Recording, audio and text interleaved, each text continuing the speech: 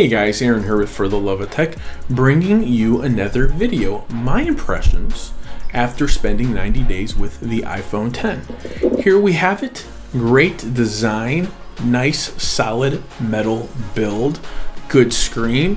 The first time Apple went with an OLED screen, kind of went back to the glass sandwich, super awesome design. I'm a big fan of it. What I'm not a fan of is this horrible notch. My gosh, have you guys seen it? Let me pop into B&H really quick. Look at that.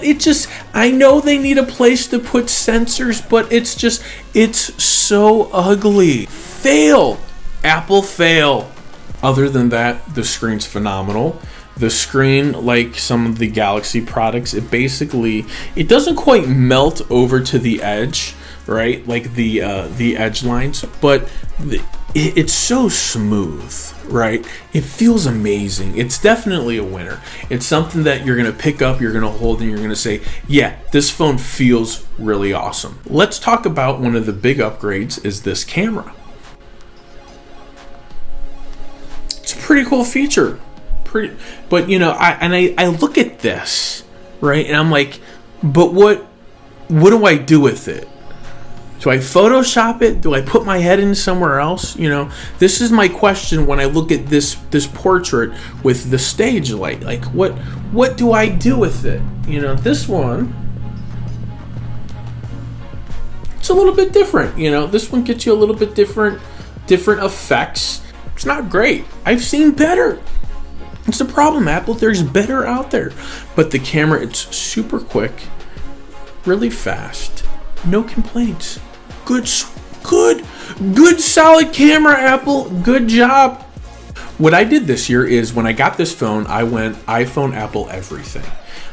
MacBook, iMac, iPhone, 2 iPhones, 2 iPads, and an Apple Watch. I did that for about 30 days, giving out syncing the whole ecosystem up. I found a lot of good things about it, found a lot of annoying things about it. I found a lot of duplicate notifications going out all around me all at once. Don't really want to turn notifications off here or there. It's with any device, I guess you could say that, not specifically Apple. The integration as far as iMessage, phenomenal, all across all of my devices, all my phones, loved it. Didn't matter what phone I was receiving, what iMessage on, they would go to both. So big thumbs up, loved that integration. If you ever had to go double iPhone, that's what happens. The iCloud, I definitely stepped up using the iCloud a little bit more. I feel that the user interface is slightly cartoonish and a little childish. However, it gets the job done.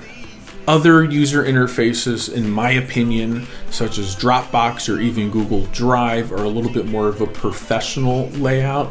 Even Amazon Work Docs is a lot more business type of oriented, but it gets the job done. It makes sure that your documents go everywhere where they need to be. Works out really well. Thing I did find annoying is I was always running out of iCloud storage, which was also making me wonder if I was syncing up the same data several times off of several devices to my iCloud. We had to learn to live without a home button, and I think I learned to live without the home button pretty good. One thing I didn't like, this shade, they call it the notification shade. It's a little intense, right? I don't come in here and I don't clear these things out very often, so I have notifications forever, right? They're there forever. I find it a little annoying. You swipe back up, it feels a lot like the home screen, the lock screen notification to me. That's why I don't like it. It confuses the bejesus out of me. This, you swipe down, you get your control center. That was good. That worked well. It did confuse me sometimes, like, what does this do? Oh, notification shade. And then you just swipe down and you get your search bar. So my point is this. There's a lot of swiping down for your stuff and one swipe up for your homepage. I would like to see another way to do your screenshots, because it's so complicated. This button, that button, hold it down for the right amount of time, let go, then you got a screenshot. It's a little annoying. I also find how you got to turn the phone off now is annoying too. I think you have to push the power button and the up button at the same time. Oh, that brought me Siri. Oh my god. See, look at this. I'm not even pressing the right buttons. So two buttons at once to turn your phone off. So it's weird. It's confusing. I don't like that, Apple. That is one of my complaints. I'm not entirely sure what we're gonna do with animojis in the future. I don't know what the future holds of animojis. Played with them for a little bit. They're kind of cute in the beginning. Don't really see this being anything useful or anything to improve my life. And that's what Apple is all about for me. It makes my life easy because everything is Apple. Also brought us Apple Pay, something to be mindful of. Little different than your typical currency when you're checking out. It's almost as if Apple's trying to create their own type of currency, finding more ways to get your money into their pocket and for them to play with it even more. So I'm not really too sure how useful Apple Pay is, or the animojis, I don't know. And even, the little heart, I can go on forever about that. I don't know what good it is. I don't know what it does. But it's a feature. Apple offers it and people like it. So they buy it. Not only do they buy it, they stand in line like dodo birds for hours and days and weeks for these devices. Overall, for the most part, my first 90 days with this phone is a thumbs up. Now, there are thumbs down about the phone. First, the price. I paid $1,149 for this phone, cash, out the store, or the online store, whatever you want to call it. I didn't want to have device payment plans. I didn't know if I was going to keep it, but there were, in my opinion, enough upgrades from the 7 to this. From the 8 to this, not really so much.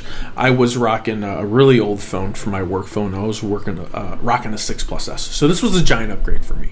I do think that it's overpriced, and Apple's going to have a long time sustaining this phone at this price as a main flagship product. I feel that this line has an expiration date on it. I don't know if this is going to be a special anniversary phone, one to love Apple too. I don't know. I don't know if this is going to be a long-term device. It's going to be a model that's going to be around forever.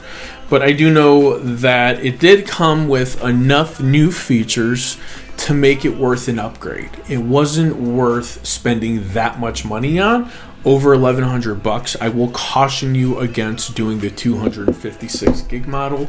You don't need that much storage. Save your money. There you go. With that being said, thank you for checking out my 90-day review. Again, I give it a thumbs up and a thumbs down at the same time.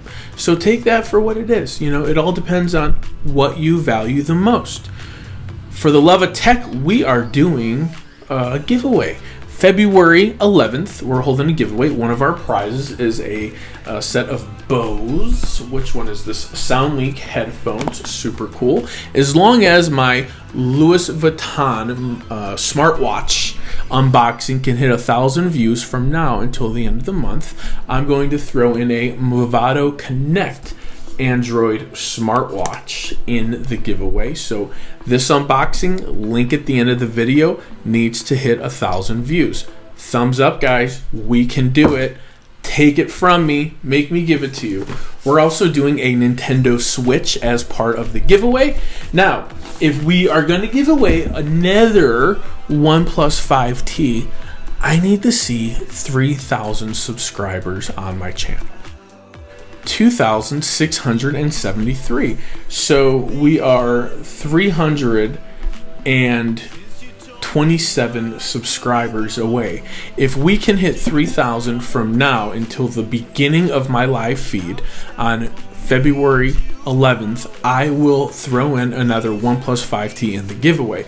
Also guaranteed in the giveaway, Apple AirPods. Also guaranteed in the giveaway, 3 sets of D-Brand skins, courtesy of D-Brand skins. Thank you guys for participating in my giveaway.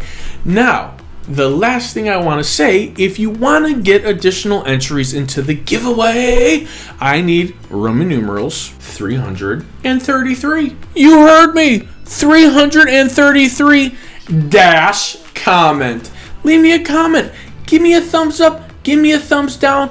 But let me know why. For the love of tech, enjoy your electronics. Utilize your technology. Go out into the world. Put a smile on someone's face. For the love of tech, namaste. I talk forever.